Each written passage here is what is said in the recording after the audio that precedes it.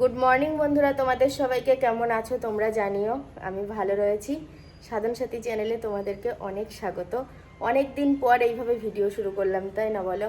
তো আজকে আমি কদিন ধরে শুধু বলেই যাচ্ছি যে জামা কাপড় কাচবো, প্রচুর জড়ো হয়ে রয়েছে। আজকে দেখছি ওয়েদারটা একটু ভালো আছে, আপাতত রোদ্দুর আছে। তো ভাবছি এই সময়টাকে কাজে লাগিয়ে নিই। এখান থেকে সব কিছু নেবো না, হালকা হালকা দেখে অল্প কিছু নেব, যেগুলো হাওয়া বাতাসে শুকিয়ে যাওয়ার মতো। আজকে জানো তো আবার একটু বেরোনোর আছে, তো ভাবছি একটা কেচে কিছু রান্না করে তারপরে বেরোবো। আমার কর্তা আর আমি বেরোবো। এ দেখো ওয়েদারটা দেখেছো, রোদ্দুর বেরিয়েছে। এ দেখো এই চুড়িদারটা আমি আগের দিন পরে গিয়েছিলাম, ওই একটু দূরেই গিয়েছিলাম, কাজ ছিল, তো এসে ছেড়েছি। সেই আজ প্রায় 3 দিন হয়ে গেল, 3 দিনের জড়ো করা। আর আমার রান্নাঘরটা আগের মতো শুকনো ঝরঝরে নেই, বৃষ্টির জন্য। ভালো করে গোবর মাটি দিয়ে লেপে রাখতে হবে, আর তারপরে যদি রোদ্দুর ওঠে তারপরে সে আগের মতো আবার শুকিয়ে যাবে। অনুষ্ঠানের সময় বালির বস্তাগুলো এদিকে এনে রাখা হয়েছে, এখানটায় করে ছিল। এখন বালির বস্তাগুলো নেই, গাড়িটাও নেই, এই জন্য এই জায়গাটা বড্ড বেশি ফাঁকা ফাঁকা লাগছে, আর মনে হচ্ছে সামনে বেশ অনেকটা জায়গাও আছে। আগে তো যখন ওই দিকের ঘরটা ছিল, এই বাড়তি এইটাও ছিল না, রান্নাঘরটাও ছিল না, তখন পুরো বাড়ি ফাঁকা, বিশাল উঠোন। একদিকে ঝাঁট দিতে গিয়ে একদিকের ময়লা আর একদিকে নিয়ে নিতাম, ঝাড় দিতে গিয়েও তাল খুঁজে পেতাম না প্রথম প্রথম, বিয়ের পর আর কি। ভেবেছিলাম অর্ধেক কটা কাচবো, কিন্তু রোদ্দুর দেখে সমস্ত জামা কাপড় যেখানে যা ছিল সব কিছু ভিজিয়ে নেওয়া হয়েছে, শুধু কম্বলগুলো বাদ দিয়ে। কম্বল, গাড়ির কভার, এইগুলো বাদ দিয়ে। আর আজকের রোদ্দুরটাকে মোটেও মিস করা যাবে না। এই যে এখন আমার কর্তা ক্যামেরাটা অন করে রয়েছে, যার জন্য তোমরা দেখতে পাচ্ছ। মা বললো কি, তুমি কেচে নাও, দিয়ে কিছু কিছু চিপে আমাকে দাও, আমি ছাদে গিয়ে মেলে দিয়ে আসি। আর এখানে দেখো মাছ নেওয়া হয়েছে, আমি আজকে একটু বেরোবো ওর সাথে, তো সেই জন্য ভাবলাম রান্নাটা করে তারপরে যাব। কিন্তু যেমনটা ভাবা তেমনটা হয়নি। তোমাদেরকে বলবো, তোমরা ভিডিও দেখতে থাকো তাহলে বুঝতে পারবে। দূরের কোনো বাজারে যায়নি, কাছেই যে 2-1 মাছ কাকারা বসেন ওনাদের কাছ থেকেই নিয়ে এসছে। এই রুই মাছ নিয়ে এসছে। আর আমার না জল পিপাসা পেয়ে গেছে। আর আমাদের টাইম কলটার অবস্থা দেখেছো, ভেঙে চুরে এমন হয়েছে পাইপের মুখ দিয়ে অল্প অল্প জল বেরোচ্ছে। আর আমারও জল পিপাসা পেয়ে গেছে বলে আমিও একটু জল খেয়ে নিলাম। হেঁচকি উঠছিল, সেই জন্যই আর ওইভাবে জল খাচ্ছি। এবার তাড়াতাড়ি হাতের কাজগুলো সেরে নিই, বেরোতে হবে তো, বেলা হয়ে যাচ্ছে। দেখো রেডি হয়ে গেছি। আর আমি তো বলেছিলাম যে রান্না করব, সেটা আর করতে পারিনি সময়ের অভাবে। মাছটা যা ছিল আমার ননদকে দিয়ে দিয়েছি, ও রান্না করবে। আর এই যে ও রেডি হচ্ছে। তো আমরা আজকে যাচ্ছি হচ্ছে কৃষ্ণনগর। তো আমি যখন কোথাও বেরোই তোমরা জানো, আর ওটা আমি তোমাদেরকে বলিও যে আমার দরকার আছে কাজের জন্য, কোনো প্রমোশনাল ভিডিও থাকে। আজকে কিন্তু সেরকমটা কিছু নয়, আজকে সম্পূর্ণই আমরা আমাদের নিজের ব্যক্তিগত একটা প্রয়োজনে যাচ্ছি। আর এখন প্রায় সকাল 10:30 বেজে গেছে, 10টার সময় বেরোবো ভেবেছিলাম, আবার চলেও আসবো দুপুরের মধ্যে, কিন্তু হলো না। আবার এক ছাদ মেলে রেখেছি, যদি বৃষ্টি আসে মায়ের যে কি অসুবিধা হবে। আমি মাকে বলেই দিয়েছি, যদি দেখো বৃষ্টি পড়লো, ভেতরে তার টাঙানো আছে মেলে দিও, তারপরে আবার রোদ উঠলে যেন আর বের করতে যেও না, কারণ বারবার তোলা আর মেলা এ ভীষণ কষ্টের। তো আমি, ও এখন রেডি হলে দুজনা বেরিয়ে যাব, কি গো? তাহলে আমি ডকুমেন্টসগুলো নিয়ে নিই। এই দেখো আমরা যেই বেরোচ্ছি অমনি আবদার জুড়ে দিয়েছে, ভাবছে কি যে কোথায় যাচ্ছি জানতে চাইছে। আর এইভাবে হেঁটে যাই না তো, স্কুটি করে বেরিয়ে যাই, সেইটাই সব সময় দেখে, তখন আর পিছন নেয় না। যেই আমাদের হাঁটতে দেখেছে অমনি পিছন নিয়েছে। তো আমরা যাচ্ছি কর্তা গিন্নি টোটোয় করে হাওয়া খেতে খেতে। তো এখন চলে এসেছি গঙ্গার ঘাটে, খেয়া পার হব। যখন আমরা কৃষ্ণনগর যাই তখন কিন্তু ওই গৌরাঙ্গ সেতু হয়েই যাই, যতবার গেছি। এই ফার্স্ট টাইম স্বরূপগঞ্জ হয়ে যাব। আর আজকে ঘুরতে বেরিয়ে এক ঢিলে দু পাখি মেরেছি। নিজেদের তো প্রয়োজন সেরেছি, তারপরে হাতে একটু সময় ছিল, ওই কৃষ্ণনগরের মধ্যেই আমাদের এক পরিচিতের বাড়ি গিয়েছিলাম। পরিচিত বলতে আমাদেরই ওই প্রতিবেশী এক বোন আছে, তো তার বাড়িতে গিয়ে ঘুরে এসেছি, যেহেতু কাছাকাছি এসেছি। তো ফোনে কথা হয়েছিল, যেতে বলছিল, সেই জন্য ভাবলাম যাই একটু ঘুরে আসি। আর একটু সহজভাবে পরিচয় করিয়ে দিই, আমাদের যে প্রকাশবাবু আছে, প্রকাশবাবুর মাসির বাড়ি গিয়েছিলাম। বাড়িতে চলে আসলাম। আজকে বেশ অনেক কিছু কাজের গোছ হলো। কীরকম বলছি, প্রথমত তো জামা কাপড়গুলো শুকিয়ে গেছে। আমি যে দিকটায় ছিলাম কৃষ্ণনগরের দিকে অল্প বৃষ্টি হয়েছে, কিন্তু এদিকে আর বৃষ্টি হয়নি বলে সব কিছু জামা কাপড় শুকিয়ে গেছে। আলনায় দেখলাম, আর এখানেও কিছু ভাঁজ করে রেখেছে। আবার দেখো যে দুধ নেওয়া হয়েছে, দুধ নিয়ে কত কাজ আগিয়ে রেখেছে। মাই হবে নিশ্চয়ই, নয় আমার ননদ।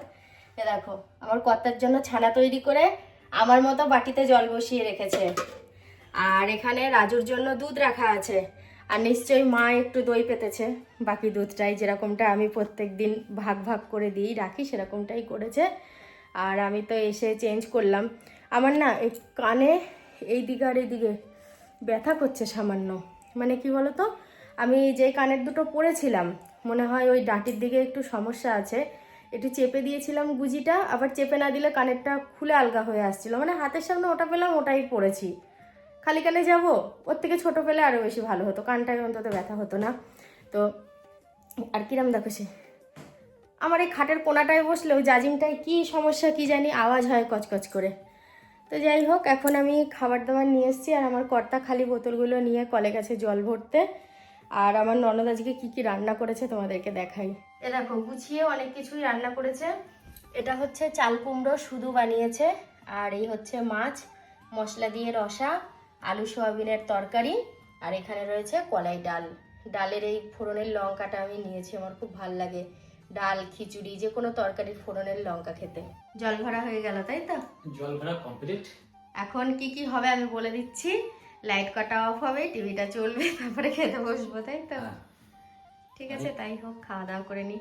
বাইরে বৃষ্টি পড়ছে, আমি ঘর থেকে বুঝতে পারিনি যে বাইরে বৃষ্টি পড়ছে। বাইরে গেলাম, গিয়ে আবার ঘরে চলে আসলাম। সেই থেকে আমি কিন্তু ঘুমাইনি জানো তো, আমি জেগেই ছিলাম। জামা কাপড় কিছু ছড়ানো ছিল সেগুলো গোছ করলাম, আর ওগুলো তো সব শুকিয়ে গেছে। মা নিচে নামিয়ে নিয়ে এসেছিলো ছাদ থেকে, সব গোছগাছ করে রেখেছি। আর একটা কথা খুব বলতে ইচ্ছা করছে তোমাদের, যে ঝড়টা বয়ে গেল আমাদের সবার ওপর দিয়ে, তোমরা তো জানোই, কি আর বলবো, মুখ ফুটে বারবার একই কথা। আর আমি যে কষ্টটা পেয়েছি, এই ধরনের কষ্ট তো আগে পাইনি। এই কষ্টের মধ্যেও হচ্ছে আমার কাছে মানে কয়েক হাজার বট গাছের ছায়ার থেকেও অনেক শান্তি। বটের ছায়া তো শান্তিকর, মানে অনেক বট গাছের ছায়ার থেকেও ও আমার কাছে অনেক শান্তিদায়ক।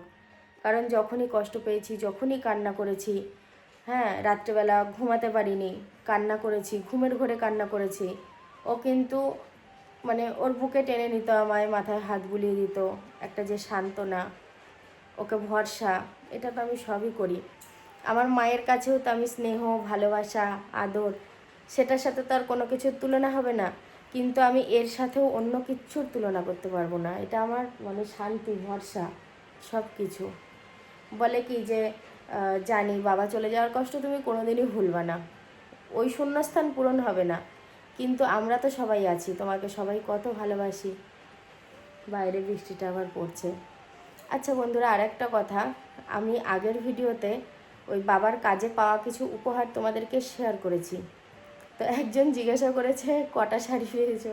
আমি গুনিনি কটা শাড়ি পেয়েছি, তবে আমার যা মনে হলো অনেক শাড়ি, 100টার উপরে হবে হয়তো সব। আর সেদিন যা দেখানো হচ্ছিল তাছাড়াও আমার আলমারিতে ছিল, এদিক ওদিক আরও ছিল, পরে সেই শাড়িগুলো বেরিয়েছে। কিছু নিমন্ত্রিত আছে যারা সেদিন আসতে পারেনি, পরে এসে গিফট দিয়ে গেছে। তো যাই হোক, অনেকগুলোই হবে। আর আমি ফেসবুকে এই ভিডিওটা আপলোড দিয়েছিলাম, মানে নিমন্ত্রিতদের কাছ থেকে পাওয়া উপহার, সেখানে অনেকেই কমেন্ট করেছে। আর আমার ডেলি ভিউয়ার্স আছে একজন, এক দাদাভাই ইউটিউবে, সেও কমেন্ট করেছে, সাথী তুমি যা গিফট পেয়েছো সেগুলো গরিবদের দান করে দাও, কিংবা অসহায় মানুষদের দান করে দাও, এইভাবেই লিখেছে। তো আমি বলবো যে আমি এটা পারবো না। হয়তো তোমরা কিছু বিবেচনা না করেই ভেবে বসবে যে সাথীর অনেক লোভ, এতগুলো শাড়ি দেখে লোভ সামলাতে পারেনি তাই কাউকে দিতে পারবে না। হ্যাঁ আমি দিয়েছি, আমার বাড়ির সবাইকে দিয়েছি, আমার মা, শাশুড়ি মা, ননদ, যা, মাসি শাশুড়ি, সবাইকে দিয়েছি। কিন্তু আমি ওই যে বললে না অসহায় মানুষদের দান করে দিতে, আমি পারবো না। কারণ কি বলতো, যারা আমাকে উপহারগুলো দিয়েছে হাতে দিয়ে বলেছে যে তুমি পড়ো, কিন্তু আমি বলেছি হ্যাঁ পড়বো।